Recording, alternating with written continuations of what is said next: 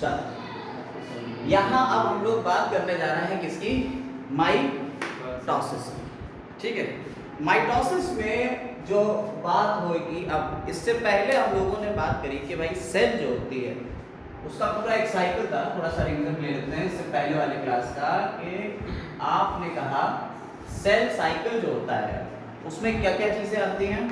Cell cycle में ये पहले तो तैयारी करती है सेल डिवीजन, और सेल अपने डिवाइड होने की जो तैयारी करती है वो 3 स्टेजेस में करती है, G1, S और G2 फेज। ये हो G1 फेज जो होती है मेटाबॉलिकली एक्टिव होती है, सेल ग्रोथ करती है, लेकिन कोई भी डीएनए रेप्लिकेट नहीं करता।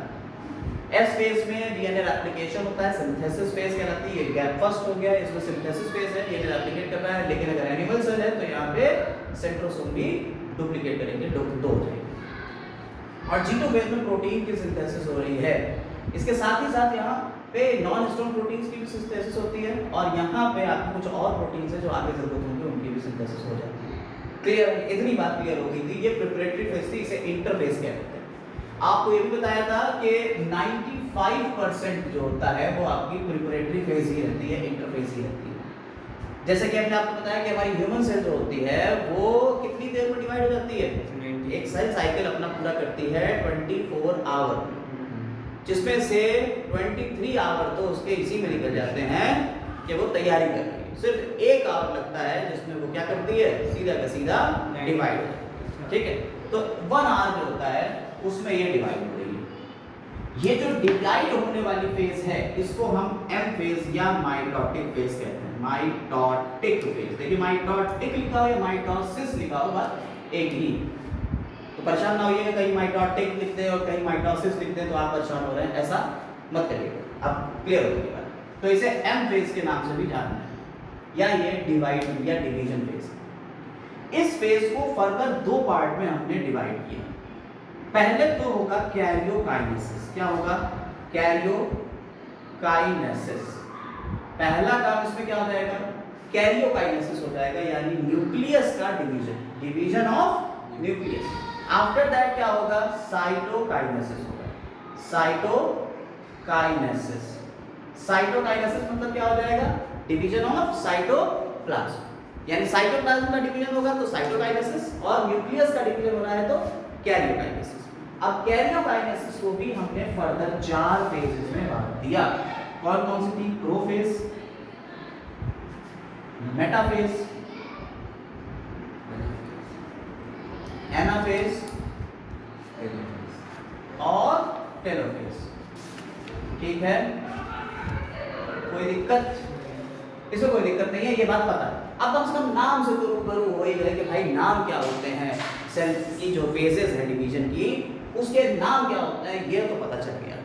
और इसको हमने ऐसे बांट दिया कि ये इतना पार्ट ये कैरियोकाइनेसिस का हो गया, ठीक है, और ये साइटोकाइनेसिस हो गया। इसको further 4 part, prophase, metaphase, anaphase और टेलोफेज, ये कैरियोकाइनेसिस हो गया। ठीक है, बोलो कोई दिक्कत, इसमें कोई दिक्कत नहीं। ये साइटोकाइनेसिस हो गया, ये प्रोफेज हो गया, ये मेटाफेज हो गया, ये एनाफेज हो गया और ये टेलोफेज हो गया। इसके बाद जब सेल डिवाइड हो जाएगी तो 1 से 2 सेल बनेंगे। बोलो कोई दिक्कत इसमें, इतनी सी कोई दिक्कत। अब उसमें हमने बताया कि अगर एक सेल डिवीजन नहीं करेगी तो ये उस फेज में चली जाएगी जो रेस्टिंग फेज होगी, जिसे हम कहते हैं G नॉट फेज या क्वेसेंट फेज। इसमें मेटाबॉलिकली तो एक्टिव है लेकिन सेल डिवाइड नहीं करेगी, परमानेंट टिश्यूज बन जाएंगे। हाँ, जब जरूरत पड़ेगी तब बना लेगी। हार्ट की सेल होती है वो इसी फेज में रहती है, आपको पता ही है कि उसमें कभी डिवीजन नहीं होता। और अगर एक बार G1 फेज में सेल एंटर कर गई तो फिर वो बिना डिवाइड हुए निकलेगी, फिर वो डिवाइड होके ही बाहर आएगी। क्लियर है ये बात, इतनी बात तो क्लियर। तो अब हम लोगों को क्या पढ़ना है, माइटोसिस पढ़ना है। और माइटोसिस को कैसे पढ़ना है, हमें माइटोसिस का यानी इतने पार्ट को पढ़ना है, प्रोफेज, मेटाफेज, एनाफेज, टेलोफेज। यानी पहले हम कैरियोकाइनेसिस की बात करेंगे कि भाई साहब हमारा न्यूक्लियस कैसे डिवाइड हो रहा है। आफ्टर दैट हम ये बात करेंगे ये साइटोप्लाज्म कैसे डिवाइड हो रहा है। ठीक, इतनी बातें करेंगे फिलहाल के लिए, इतना समझिए। और अब हम आगे बढ़ रहे हैं। ठीक, देखो अब हम एक एक फेज के बारे में बात करेंगे। सबसे पहले हम बात कर रहे हैं प्रोफेज की। तो प्रोफेज जो होती है ये कैसे शुरू होगी, ये बात कैसे पता चलेगा कि हाँ भाई अब प्रोफेज शुरू हो गई? तो देखिए जैसे हमने आपको बताया कि यह आपका सेल डिवीजन था, इसमें यहाँ पे G1 था, फिर S था, फिर G2 था, तो आपने कहा S में डीएनए रेप्लिकेट, क्या होगा? डीएनए रेप्लिकेट कर रहा है, डीएनए रेप्लिकेट कर रहा है,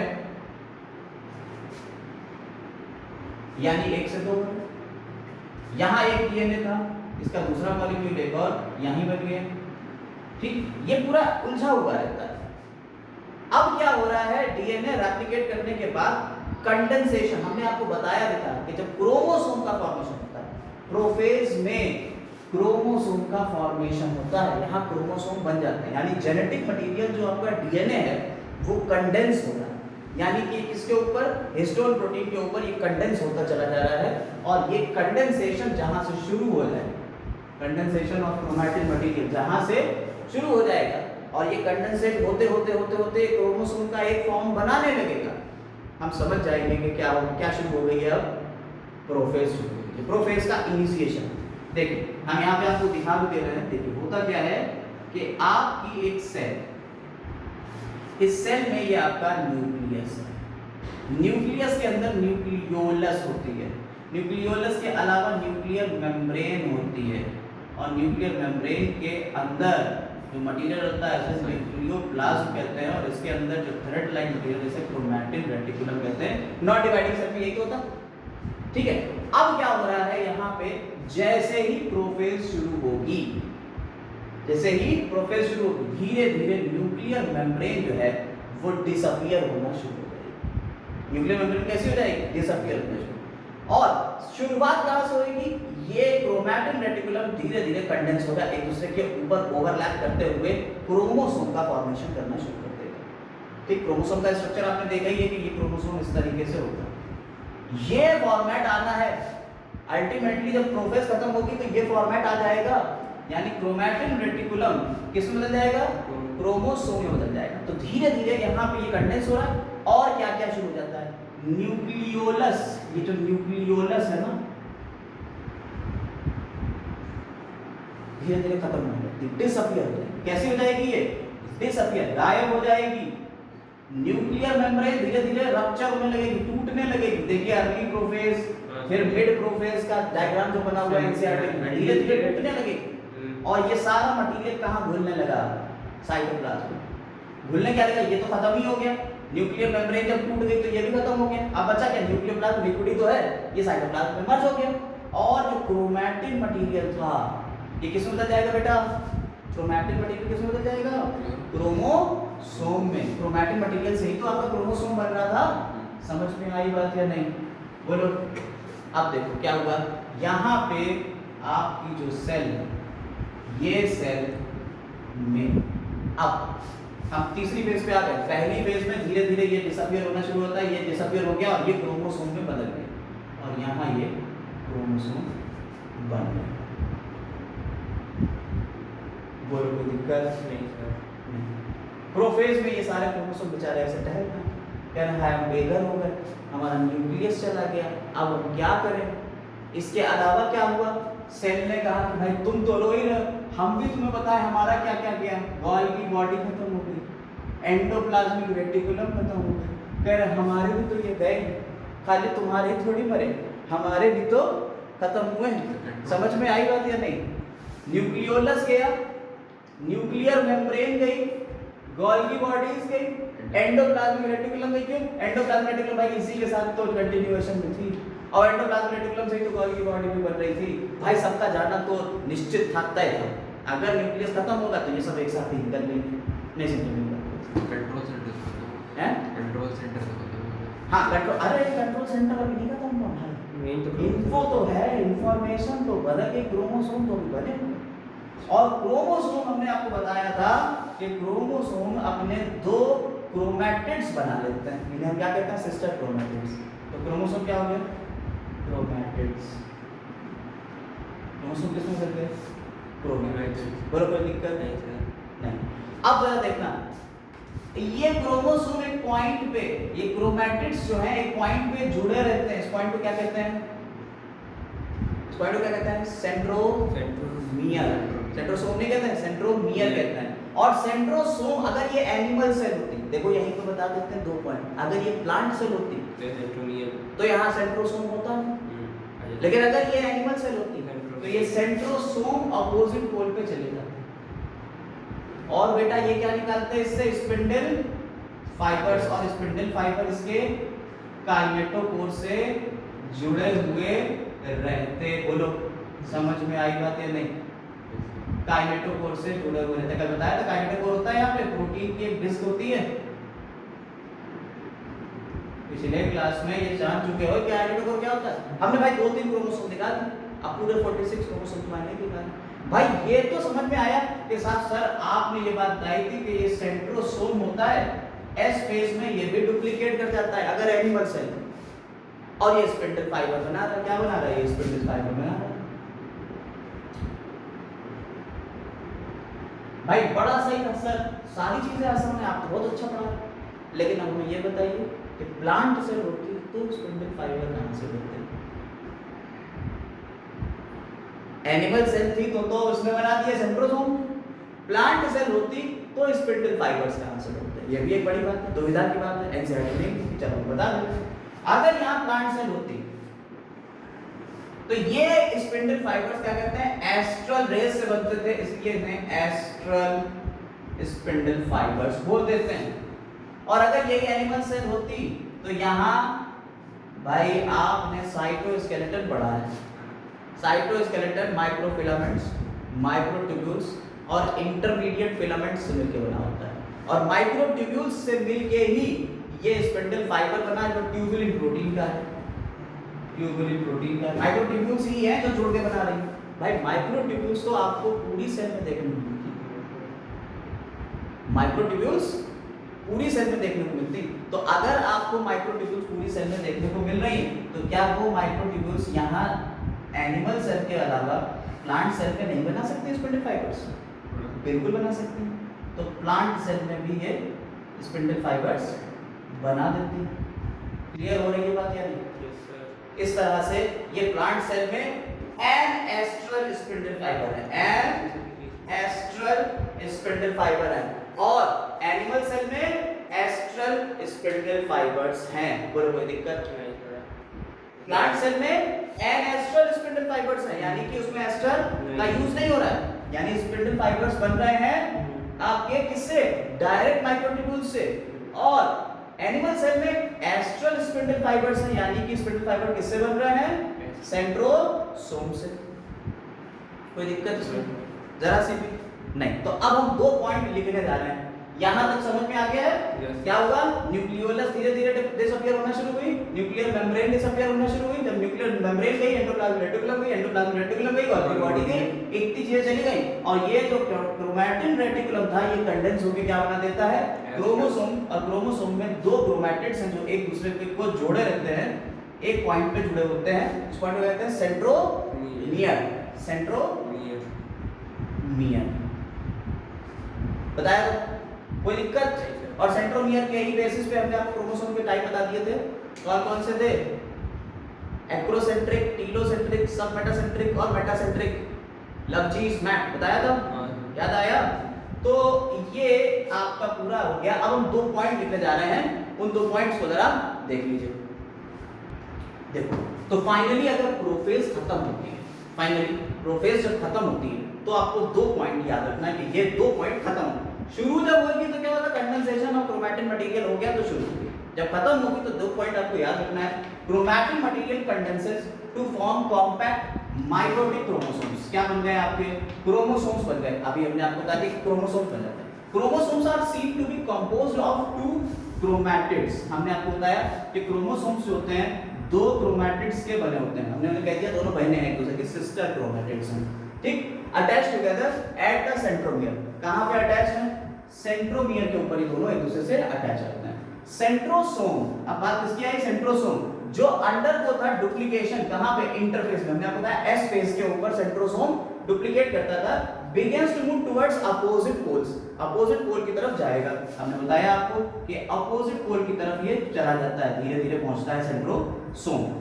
ठीक है, opposite pole of the cell. Each centrosome radiates out microtubules, उससे क्या निकल रही है धीरे धीरे, माइक्रोट्यूब्यूल्स निकल रही हैं, स्पिंडल फाइबर बना रही हैं, कॉल्ड एस्टर्स। इन्हें क्या कहते हैं, एस्टर्स कहते हैं, याद रखिएगा एस्टर्स।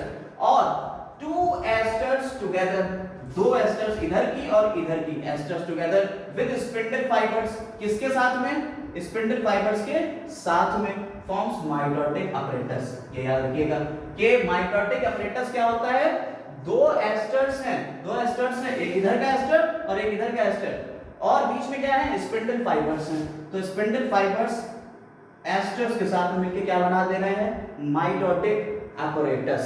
ये पॉइंट याद रखिएगा। और जब आप माइक्रोस्कोप से इस सेल को देखोगे जो डिवाइड हो रही है, आप प्रोफेज जब देखोगे तो क्या क्या चीजें आ चुकी होंगी, न्यूक्लियोलस खत्म, न्यूक्लियर मेम्ब्रेन खत्म, एंडोप्लाज्मिक रेटिकुलम खत्म, और गोल्गी बॉडी खत्म हो गई। बात एक प्रोफेज खत्म हुई, समझ में आ गई पूरी, कोई दिक्कत नहीं।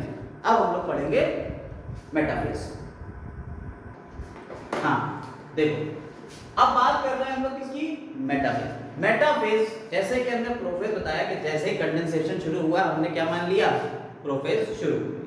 जैसे ही complete disintegration of nuclear envelope, जैसे ही न्यूक्लियर मेम्ब्रेन पूरी तरह से डिसइंटीग्रेट हो जाएगी, खत्म होएगी, हम क्या समझ जाएंगे, क्या शुरू हो गई, अब मेटाफेज शुरू हो गई।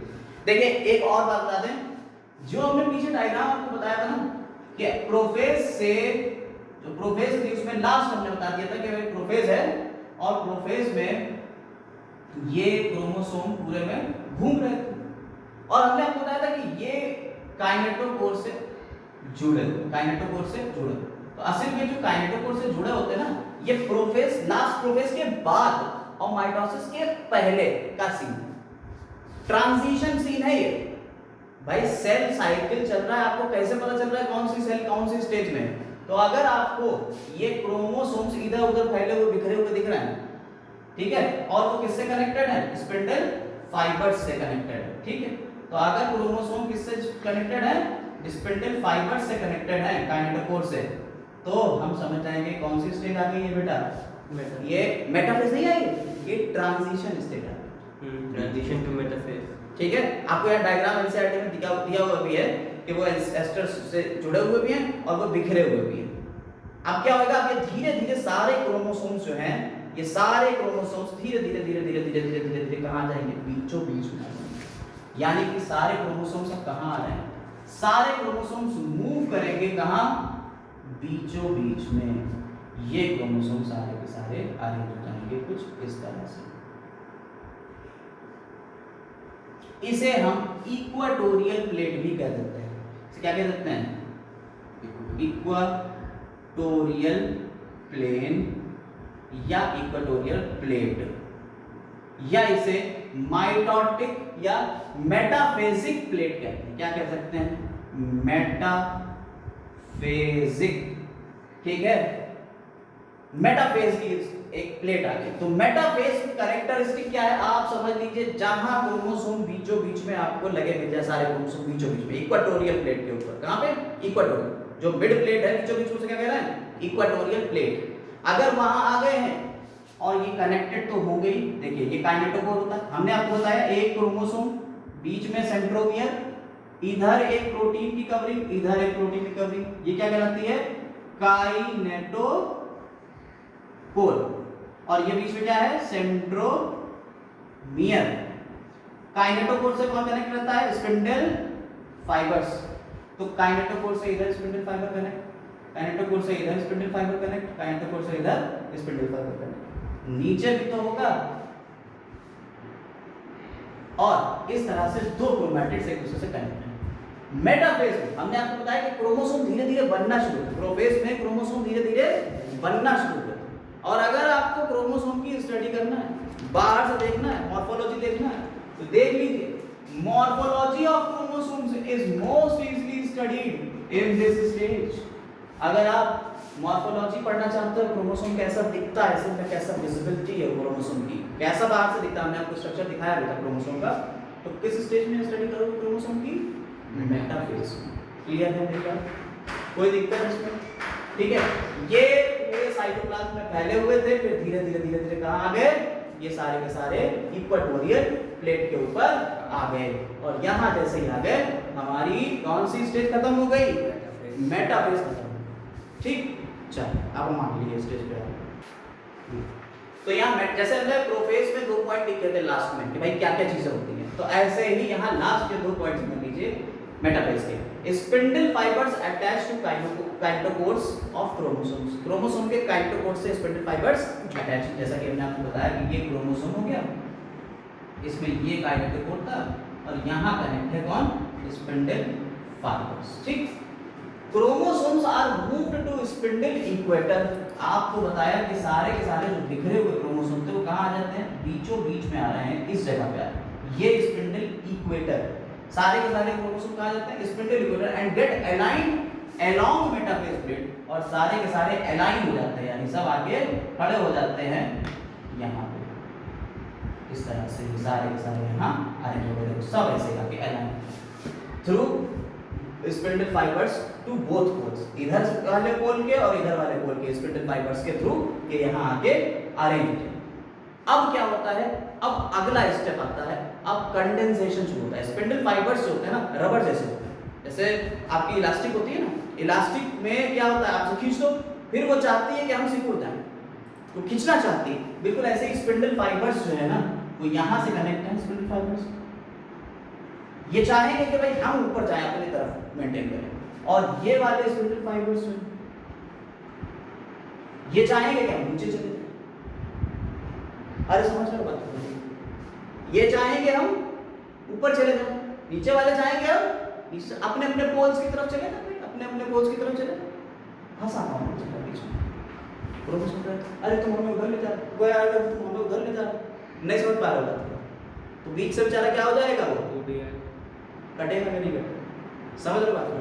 जैसे ही मूवमेंट शुरू हुआ क्रोमोसोम्स का, क्रोमोसोम भी नहीं है, ये क्रोमोसोम के 2 क्रोमैटिड्स हैं, ये क्रोमैटिड्स का मूवमेंट शुरू हो जाएगा। क्रोमैटिड्स कैसे मूव करेंगे, देखो एक क्रोमैटिड कुछ इस तरीके से कर, चलो चलो चलो चल रहे हैं, वो दूसरा वाला कहेगा अच्छा अच्छा अच्छा अच्छा चल रहा है, नहीं समझे तुम, समझ पा रहे हो बात को। ये क्रोमोसोम था और इसको जब खींचा गया तो ये ऐसे उठ रहा है, यानी बीच से पहले उठेगा और साइडें जुड़ी रहेंगी इस तरह से, तो क्या होगा, बीच से उठ रहा है और साइडें जुड़ी हुई, समझ में आ रही है बात या नहीं, इस तरह से। और जैसे ही मूवमेंट शुरू हुआ क्या समझोगे, कौन सी फेज आ गई, इसके बाद मेटाफेज के बाद एनाफेज शुरू हो गई। ठीक है,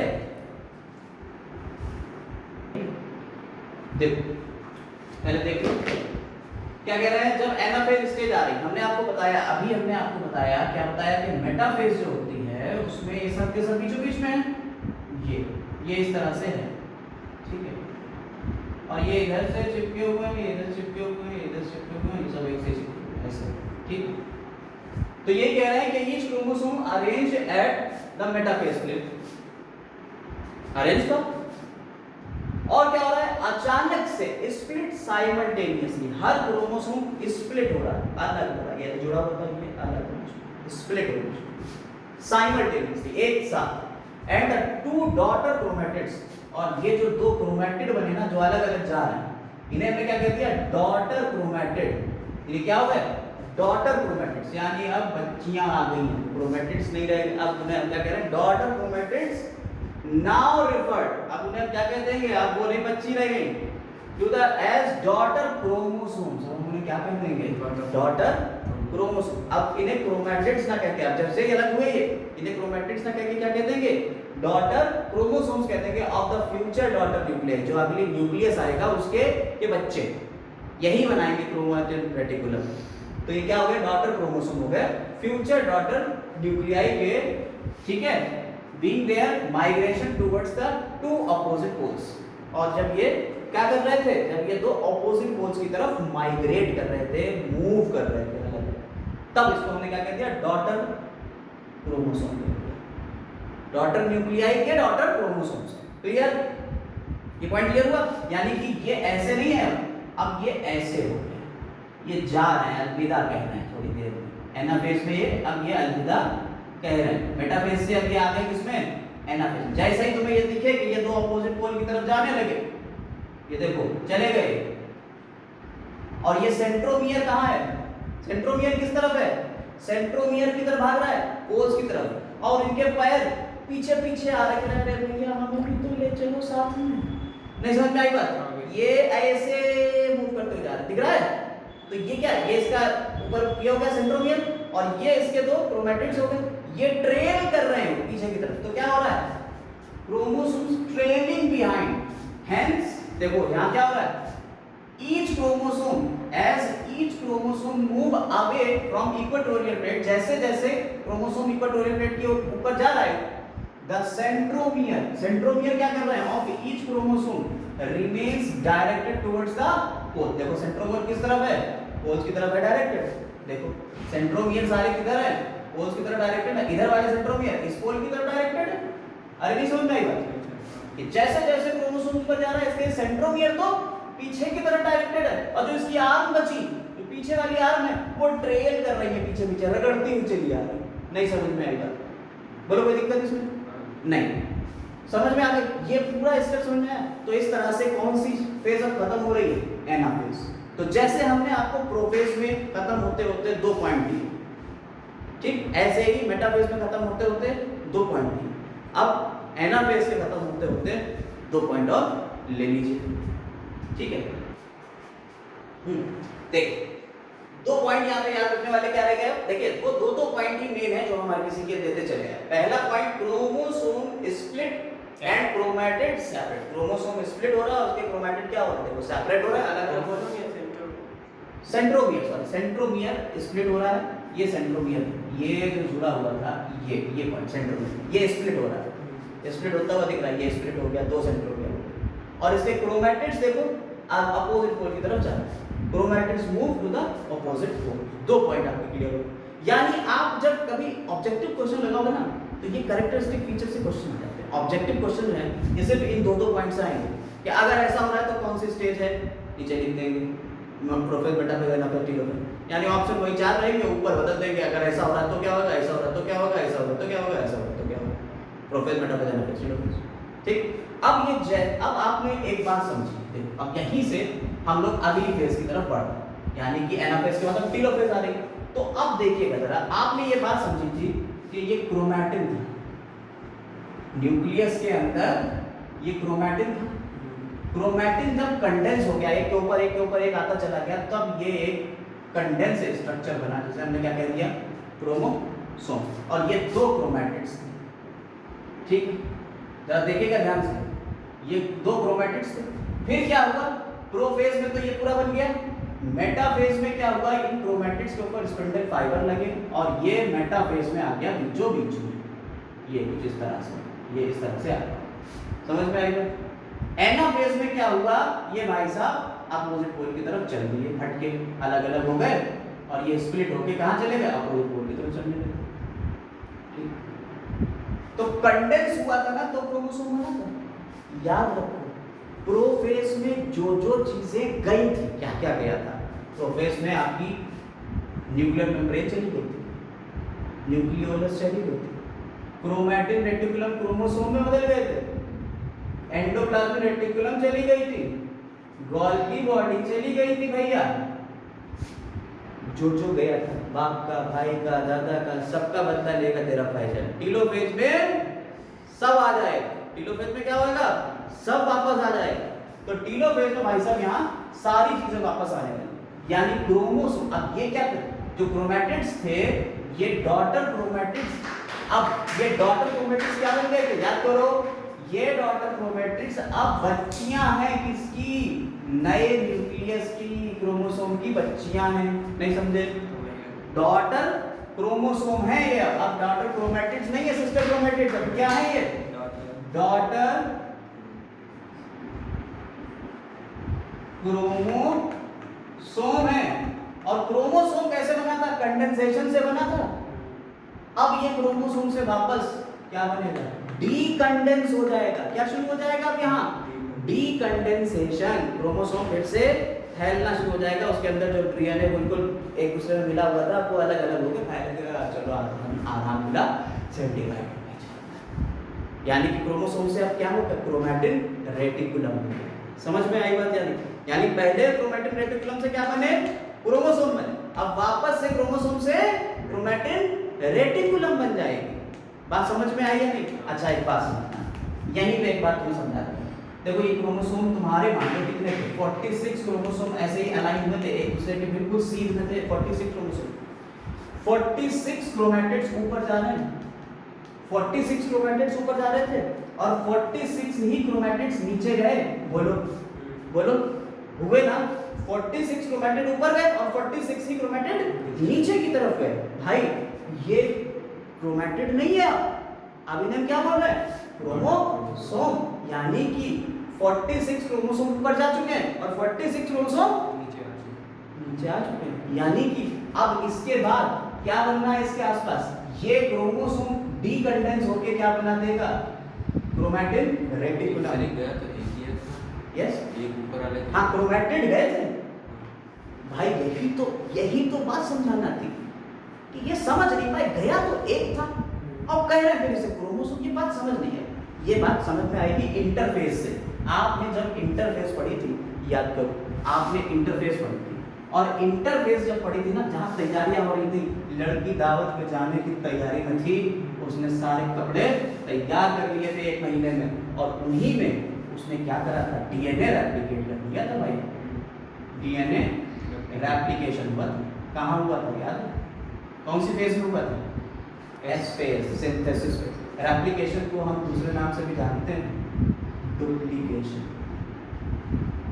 बेटा डीएनए 1 से 2 तो पहले ही हो चुका था, यानी अब डीएनए का अमाउंट जो 2C था ना, वो एस फेज के बाद कितना हो चुका था? 4C भरा हुआ था डीएनए। डीएनए इसके अंदर भरा हुआ था, तो अब 2C ऊपर चला गया और 2C नीचे चला गया, तो वापस से नहीं आ गई पुरानी वाली सेल के जितना नहीं हो गया, 2C हो गया। नहीं समझ में आई बात? आ गई बात समझ में? तो ये वहां से आपको रिलेट करना। क्लियर है? ये बात क्लियर हो गई? अब रुक जाओ फ्रेंड, टीलोफेज की बात कर लेते हैं। ठीक है, तो टीलोफेज में क्या होता है? डीकंडेंसेशन हुआ, क्रोमोसोम से क्रोमैटिन रेटिकुलम बन गया। इसके बाद न्यूक्लियर एनवेलप आ गया, न्यूक्लियर मेम्ब्रेन आ गई। जो चीजें वापस आ रही हैं, देखो जो गया था वो वापस आएगा। इसके अलावा क्या आ जाएगा इसमें? न्यूक्लियोलस आ जाएगा। इससे जुड़ी हुई क्या होती है? Endoplasmic reticulum. और एंडोप्लाज्मिक रेटिकुलम से क्या बन जाता है बेटा? आ गया, सब कुछ तो आ गया। अरे यानी कि इसके बाद हमारी जो नई सेल बनने वाली है उसमें बस कुछ टाइम बाकी है, थोड़ी देर में नई सेल देखने को मिलेगी। क्या हो रहा है देखो, एक न्यूक्लियस ऊपर तैयार, एक न्यूक्लियस नीचे तैयार। अरे भाई ये वाले नीचे जाके एक न्यूक्लियस बनाएंगे, ये वाले ऊपर जाके एक न्यूक्लियस, जैसे इसमें बनाया ऐसे नीचे भी तो बना लेंगे, तो एक 2 न्यूक्लियस तैयार हो गए यार। ये बेटा 2 न्यूक्लियस तैयार हो गए। टीलोफेज मुकम्मल हुई, तो वो जो 2-2 पॉइंट लिखते थे वो 2 पॉइंट यहाँ भी लिखे थे, यहाँ 2 के बजाय 3 पॉइंट लिखे। ठीक है, देखो टीलोफेज के ये 3 पॉइंट देख लो, जो हमने बताया उसको समराइज करके इन 3 पॉइंट में लिख दिया गया। Chromosome clusters at opposite spindle code. देखो हमने आपको बताया कि यहाँ से क्रोमोसोम जाएंगे तो ये क्रोमोसोम जाके इधर इकट्ठा भी तो हो जाएंगे, तो क्लस्टर बन गया, पूरा गुच्छा बना देगा ऑपोजिट स्पिंडल कोड पे, इधर और इधर क्लस्टर बन गया इनका। ठीक, ये क्लस्टर बन गया and their identity is lost, और वो अपनी आइडेंटिटी खो जाएंगे। कोई गुच्छा बना दिया, एक दूसरे में इंटरमिंगल हो गया, अब कहाँ के क्रोमोसोम, अब तो पूरा हो गया क्रोमैटिन रेटिकुलम बन गया, तो आइडेंटिटी उनकी खत्म हो गई। ठीक है, एज द डिस्क्रीट एलिमेंट, वो डिस्क्रीट नहीं रहेगा, अलग अलग नहीं रहेगा, अब तो सब क्रोमैटिन रेटिकुलम कहलाएंगे। ठीक, nuclear envelope develop around the chromosome clusters, और क्रोमोसोम क्लस्टर के अराउंड क्या हो गया? न्यूक्लियर एनवेलप डेवलप हो गया। ठीक, और क्लस्टर एट ईच पोल, हर पोल की तरफ, फॉर्मिंग 2 डॉटर न्यूक्लियाई, और 2 डॉटर न्यूक्लियाई बन गई। और जो चीजें चली गई थी, न्यूक्लियोलस गया था, गोल्गी कॉम्प्लेक्स गया था, एंडोप्लाज्मिक रेटिकुलम गया था, ये सब क्या हो गए? रीफॉर्म हो गए, दोबारा से बन गए। तो यहाँ पे क्या हुआ? यहाँ पे तुम्हारा इस तरह से 2 न्यूक्लियस तैयार हो गए, एक न्यूक्लियस से 2 न्यूक्लियस तैयार हो गए, यानी एक न्यूक्लियस डिवाइड हो गया पूरा। एक न्यूक्लियस पूरा डिवाइड, और न्यूक्लियस के डिवीजन को क्या कहते हैं? कैरियोकाइनेसिस कहते हैं। हो गए कैरियोकाइनेसिस मुकम्मल। अब क्या बची? साइटोकाइनेसिस। बेटा अगर तुमने सेल पढ़ा हो, अगर तुमने हमसे सेल पढ़ा हो, तो सेल जब पढ़ा था तो वहां पे हमने आपको सेल वॉल बताई थी कैसे बनती है, याद है? अब हम किस पे आ गए हैं? साइटोकाइनेसिस पे। और साइटोकाइनेसिस यानी साइटोप्लाज्म का डिवीजन। और अगर आपने हमसे सेल पढ़ी थी तो वहां बताया था कि भाई साहब सेल वॉल कैसे होती है। हमने आपको बताया कि यहाँ पे गोल्गी बॉडीज अपने गोल्गी वेसिकल्स छोड़ देती है, और गोल्गी वेसिकल्स आपस में जुड़ते हैं कैल्शियम मैग्नीशियम पेक्टेट के थ्रू, और एक वॉल का फॉर्मेशन करते हैं जिसे क्या कह देते हैं? सेल वॉल कहते हैं। देखो हमने अभी बनाई सेल वॉल, कैसे बना रहे थे जरा इसको गौर से देखना। सेल वॉल जो अभी हम बना रहे थे इसको फिर से एक बार दिखा रहे हैं, जरा गौर से देखना। यहाँ से शुरू कर रहे हैं बीच से, और किधर पढ़ रहा है? Periphery, centre to periphery. नहीं समझ में आया, यानी बीच से शुरू कर रहे हैं और पेरिफ्री की तरफ बढ़ रहे हैं, ये बात याद रखना। तो जब ये बन रही है इसे कहते हैं सेल प्लेट फॉर्मेशन। इस तरीके का, अब यहाँ समझ गए, पूरी एक वॉल बन जाएगी, प्राइमरी वॉल बन जाएगी, सेकेंडरी वॉल बन जाएगी, तो यहाँ बीच में सेल वॉल आ गई, आधा साइटोप्लाज्म इधर डिवाइड, आधा साइटोप्लाज्म इधर डिवाइड, यानी साइटोकाइनेसिस का एक पार्ट मुकम्मल हुआ। Cytokinesis in plants. क्यों भाई प्लांट्स में? क्यों? सेल वॉल तो प्लांट में बनती है, ठीक है? तो सेल वॉल जो बन रही है इसका इस तरीके के फॉर्मेशन कहते हैं cell plate formation, by cell plate formation. बोलो कोई दिक्कत? इस तरह से साइटोकाइनेसिस हो गई भाई सेल प्लेट फॉर्मेशन, किसमें? प्लांट्स में। अगर यही एनिमल सेल, अगर यही क्या होती? एनिमल सेल होती, तो यहाँ क्या होता? अगर ये एनिमल सेल होती तो सेल वॉल को बनने का कोई चांस? हाँ, सेल वॉल बनने का कोई चांस था ही नहीं, क्योंकि वहां तो सेल वॉल एब्सेंट होती है एनिमल सेल में। स्वान ने ये बात बताई थी हमको कि भाई सेल वॉल जो है प्लांट में मिलेगी और एनिमल में नहीं मिलेगी, यही कैरेक्टरिस्टिक फीचर है प्लांट एनिमल में। तो भाई अब ये कैसे डिवाइड होगी? इस बात को पता कैसे लगा भाई कैसे डिवाइड होगी? तो होता क्या है यहाँ पे, जब आपके क्रोमोसोम्स टेलोफेज में ऑपोजिट पोल की तरफ जा रहे होते हैं, ये क्रोमोसोम जा रहे हैं, ठीक, ये इधर क्रोमोसोम जा रहा है, तो उसी टाइम पे ये क्या होगी? या सेल वॉल तो है नहीं, ये क्या है? प्लाज्मा। ये क्या है? प्लाज्मा। ये उसी टाइम पे प्लाज्मा मेम्ब्रेन जो है ये अंदर की तरफ ऐसे इन्वेजिनेट हो, ऐसे, तो ये क्या हो रही है? ये अंदर की तरफ आ रही है। सीन समझ में आया? जैसे जैसे क्रोमोसोम अपोजिट पोल की तरफ जा रहे हैं वैसे वैसे ये अंदर की तरफ आते हैं। वो इधर आ रहा है, ये अंदर जा रही है, वो इधर आ रहा है, ये अंदर जा रही है, वो नीचे जा रहा है, ये अंदर आ रहा है। समझ में आ रही बात या नहीं? ये धीरे धीरे अंदर आ रही है। ये एक क्या बना रही है? ग्रूव बना रही है, ग्रूव। इसे कहते हैं फरो। तो सेल फरो फॉर्मेशन, ठीक है? तो ये फरो बनती चली जा रही है और धीरे धीरे धीरे धीरे धीरे धीरे यहाँ क्या हो जाएगा? ये आके इससे पूरी पूरी जुड़ जाएगी, और इस तरह से दो सेल्स बन गए। बोलो कोई दिक्कत है? इसमें तो कोई दिक्कत है नहीं, तो है? हाँ, ये दो डॉटर सेल थे यार, और ये भाई साहब ऊपर पहुंच गए, ये ऊपर पहुंच गए, इधर ये, जब तक ये अंदर आई इधर ये दो न्यूक्लियस में बदल चुके थे। नहीं समझे? जैसे जैसे अंदर आ रही है, ये भी तो ऊपर जाके न्यूक्लियस में बदल रहे हैं, टेलोफेज में बताया। बाकी अपनी एंडोप्लाज्मेटिक गोल्गी बॉडी, वो सारी चीजें इधर भी बन रही है, एंडोप्लाज्मेटिक गोल्गी बॉडी, ठीक, इधर भी बन रही। हो गया काम? बोलो कोई दिक्कत इसमें? साइटोप्लाज्म डिवाइड हो गया, लेकिन ये किसमें हुआ? Animal cell.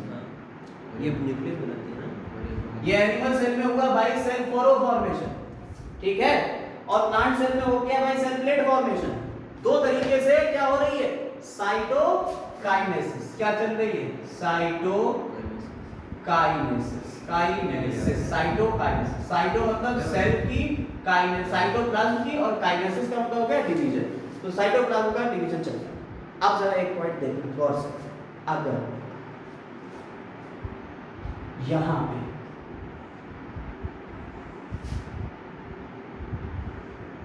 बीच में कोई पार्टीशन ना हो, जैसे कि आपने देखा फंगस सेल, तो अब इसे क्या कहते हैं? ढेर सारे एस्ट्रल रेज जो थी, यहाँ पे क्या हो रहा है, एक पॉइंट लिखा हुआ है, देखिएगा। In some organisms karyokinesis is not followed by cytokinesis, as a result of which multinucleate condition arises leading to formation of syncytium, ठीक है, या syncytium, liquid endosperm of coconut। ये कंडीशन क्या बोलते हैं? syncytium, ठीक है, syncytium कंडीशन कहलाती है। कोई दिक्कत इसमें? syncytium मतलब मल्टी न्यूक्लिएट कंडीशन। कैसी हो गई? Multi nucleate condition. आप कोकोनट पीते हो? कोकोनट वाटर, आप जब कोकोनट वाटर पीते हो, देखा है कोकोनट वाटर हैं? कोकोनट के अंदर वाटर मिलता है, देखा है, उसे पीते हो। वो असल में क्या है? वो है एंडोस्पर्म। वो क्या है? एंडोस्पर्म। आप उसका एंडोस्पर्म पी रहे हो। नरिश करता है वो। हाँ, वो नरिश करता है डेवलपमेंट के टाइम पे। अभी हम 12th क्लास में आपको पढ़ाएंगे ये काम, यही बात बताएंगे। ये एंडोस्पर्म, और ये जो एंडोस्पर्म है ना, ये एंडोस्पर्म कैसा होता है? मल्टी न्यूक्लिएट होता है, सिंसाइटियम। ये आपको मिलेगा। तो यही लिखा हुआ है लिक्विड एंडोस्पर्म ऑफ कोकोनट। कैसा है ये? सिंसाइटियम है। क्लियर हो रही है बात या नहीं? अब इसके सिग्निफिकेंस की बात आती है कि भाई माइटोसिस के सिग्निफिकेंस क्या होंगे। भैया जब मेरा पहला क्लास आपने देखा था इसका, उसमें हमने आपको बताया था कि सेल डिवाइड क्यों होती है। पहले क्लास में हमने आपको ये बात बिल्कुल क्लियर कर बता दी थी कि सेल डिवाइड क्यों होती है। हमने आपको बताया था ग्रोथ के लिए, रिपेयर के लिए, रिप्लेसमेंट के लिए, एसेक्सुअल रिप्रोडक्शन के लिए, एसेक्सुअल रिप्रोडक्शन के लिए ये डिवीजन हो रहा है। और न्यूक्लियो साइटोप्लाज्मिक रेशियो को मेंटेन करने के लिए, एरिया वॉल्यूम रेशियो को मेंटेन करने के लिए, ये सारी बातें बता चुके हैं। तो ये सब चीजें जो है, इसके अलावा हमने आपको बताया कि आपकी जो आरबीसीज है, लगातार आरबीसीज को रिप्लेस करते हैं। रिप्लेसमेंट में हमने आपको बताया कि आरबीसीज जो होती हैं, इनका लाइफ स्पैन बहुत कम होता है। 120 दिन में आरबीसी खत्म, नहीं, गुड बाय कह गए। 120 दिन में मर जाती, तो नई आरबीसी तो बनाई जाएगी। कैसे बनेगी? सेल डिवीजन के लिए। हमने आपको बताया कि आपकी जो रूट होती है, रूट हेयर, जब आगे बढ़ेंगे तो रूट हेयर टूट जाता है, तो उसकी एपिडर्मिस में लगातार सेल बनती रहती है, नई सेल। तो वो किसके थ्रू बन रही है? इसी के थ्रू बन रही है, ठीक है। Upper epidermis, lining of gut, आपकी जो गट होती है, इंटेस्टाइन, इसकी जो लाइनिंग है अंदर की तरफ, ये सेल्स टूटती रहती है। भाई लगातार खाना जा रहा है इसमें, तो गट की लाइनिंग टूटती रहती है। तो जब टूटेगी तो नई सेल्स आती रहेंगी, और ये सारी की सारी सेल एक दूसरे के आइडेंटिकल होती हैं। बेटा अब यहां से एक पॉइंट समझना, आइडेंटिकल सेल फॉर्मेशन, यानी कि माइटोसिस जो होती है उसमें आइडेंटिकल सेल फॉर्मेशन होता है। अगर यहाँ 46 क्रोमोसोम है, यहाँ 46 क्रोमोसोम है, तो इनके पप्पा में भी, यानी इनके पेरेंट सेल में भी कैसे होंगे? 46 ही क्रोमोसोम होंगे। इसीलिए माइटोसिस को EQUATIONAL यानी इक्वेशनल डिवीजन कहते हैं। बोलो कोई दिक्कत? इक्वेशनल डिवीजन कहते हैं क्योंकि बराबर होता है जो भी होता है, यानी कि अगर 5 क्रोमोसोम ऊपर गए तो 5 ही क्रोमोसोम नीचे गए, क्योंकि स्प्लिट ही तो हो रहा है, एक ही क्रोमोसोम तो स्प्लिट हो रहा था। तो ये सबसे इजी टाइप का तुम्हारा रिप्रोडक्शन, वो सेल डिवीजन सबसे इजी एम फेज होगी। अब एम फेज के बाद आपको सेल साइकिल याद अगर है तो एम फेज के बाद यहाँ पे 2 सेल बन जाएंगी। देखो 2 डॉटर सेल बन गई, 2 सेल बन गई। अब ये डिपेंड करता है कि मेरिस्टेमेटिक सेल है या ये परमानेंट। अगर ये परमानेंट होंगी तो ये डिवाइड नहीं होंगी आगे, अगर मेरिस्टेमेटिक होंगी तो फिर से G1 फेज में चली जाएंगी, G1 S G2 और फिर कैरियोकाइनेसिस, फिर साइटोकाइनेसिस, फिर 2 हो जाएगी। समझ में आई बात है? एक पॉइंट यहाँ समझ लेना, कॉल्चिसिन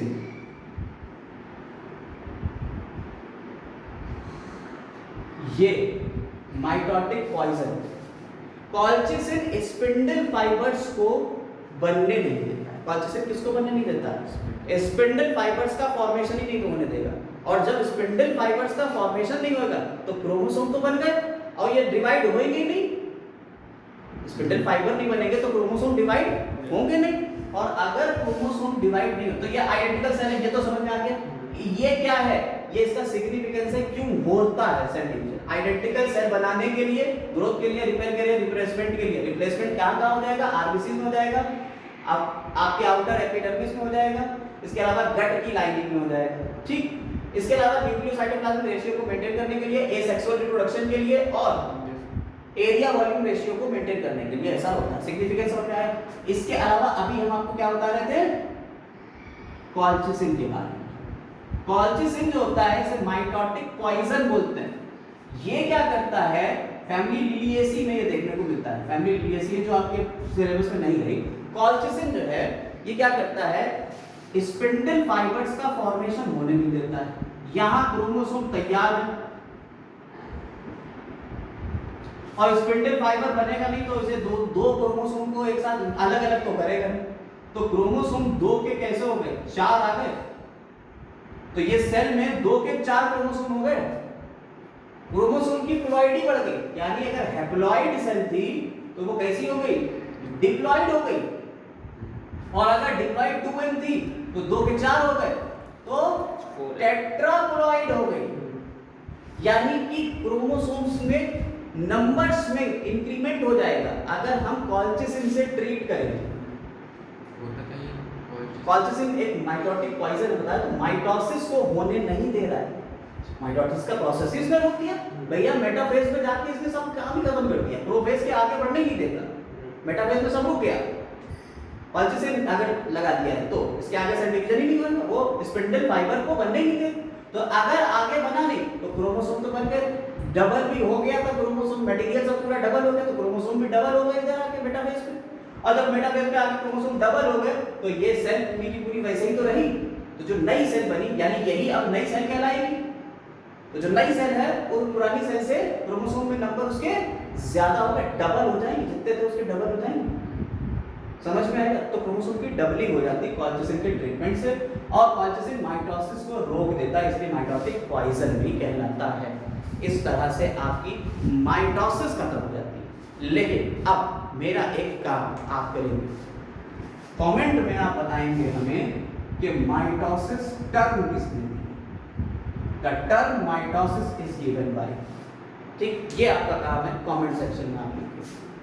ठीक, चलिए यहां तक हमारा पूरा क्लास खत्म हुआ। अब मियोसिस का पार्ट बचा हुआ है। मियोसिस जो एक पूरा लेक्चर है वो हम 1.5 से 2 घंटे में पूरा निपटाएंगे, मियोसिस की पूरी एक वीडियो। ठीक है,